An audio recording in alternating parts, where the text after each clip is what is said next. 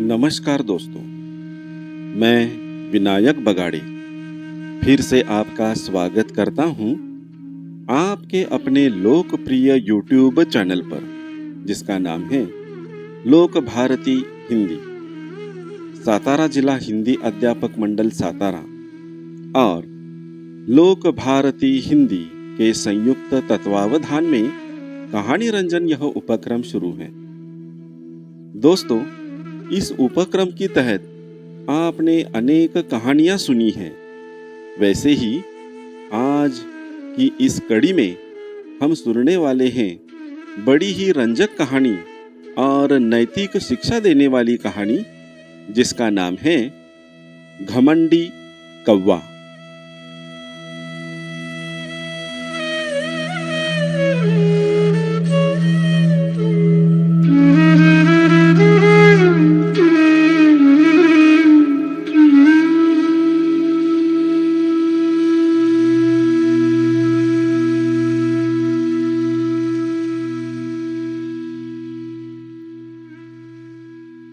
हंसों का एक झुंड समुद्र तट के ऊपर से गुजर रहा था।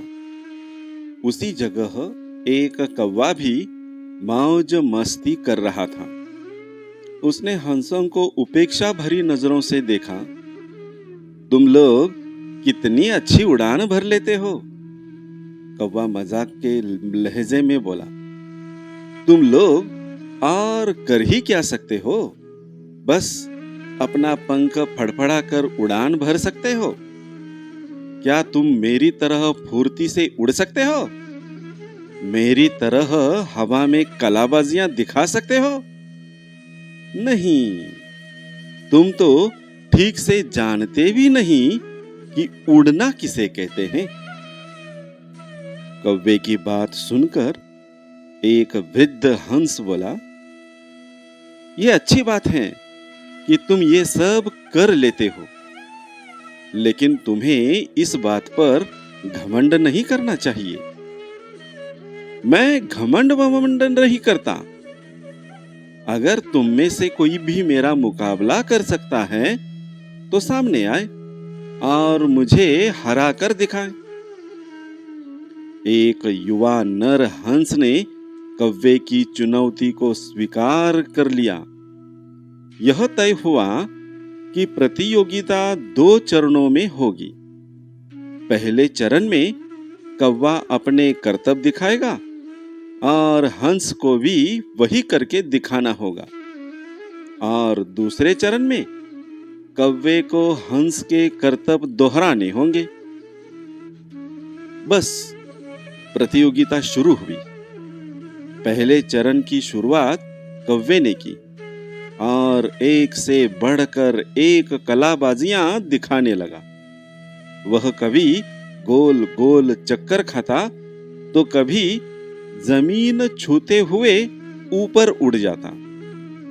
वही हंस उसके मुकाबले कुछ खास नहीं कर पाया। कौवा अब और भी बढ़ चढ़ कर बोलने लगा, मैं तो पहले ही कह रहा था कि तुम लोगों को और कुछ भी नहीं आता। ही।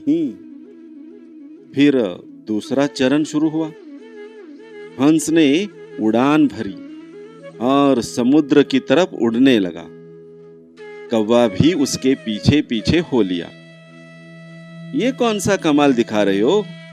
भला सीधे सीधे उड़ना भी कोई चुनौती है? सच में तुम मूर्ख हो, कौवा बोला। पर हंस ने कोई जवाब नहीं दिया और चुपचाप उड़ता रहा। धीरे धीरे वे जमीन से बहुत दूर होते गए और कौवे का बड़बड़ाना भी कम होता गया और कुछ देर में बिल्कुल ही बंद हो गया। कौवा अब बुरी तरह थक चुका था, इतना कि अब उसके लिए खुद को हवा में रखना भी मुश्किल हो रहा था और वो बार बार पानी के करीब पहुंच रहा था। हंस कौवे की स्थिति समझ रहा था, पर उसने अनजान बनते हुए कहा, तुम बार बार पानी क्यों छू रहे हो? क्या ये भी तुम्हारा कोई कर्तव्य है? नहीं, कौवा बोला, मुझे माफ कर दो। मैं अब बिल्कुल थक चुका हूं, और यदि तुमने मेरी मदद नहीं की तो मैं यही दम तोड़ दूंगा। मुझे बचा लो, मैं कभी घमंड नहीं दिखाऊंगा।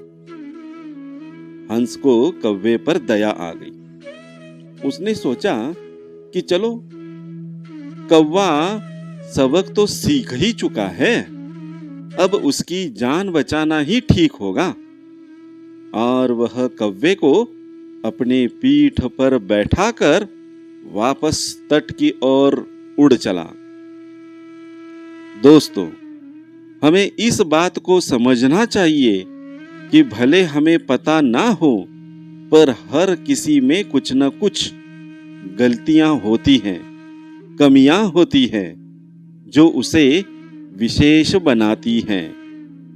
और भले ही हमारे अंदर हजारों अच्छाइयां हो, पर यदि हम उस पे घमंड करते हैं तो देर सवेरे हमें भी कौवे की तरह शर्मिंदा होना पड़ता है। एक पुरानी कहावत भी है, घमंडी का सर हमेशा नीचा होता है। इसलिए ध्यान में रखिए कि कहीं जाने अनजाने आप भी कौवे वाली गलती तो नहीं कर रहे।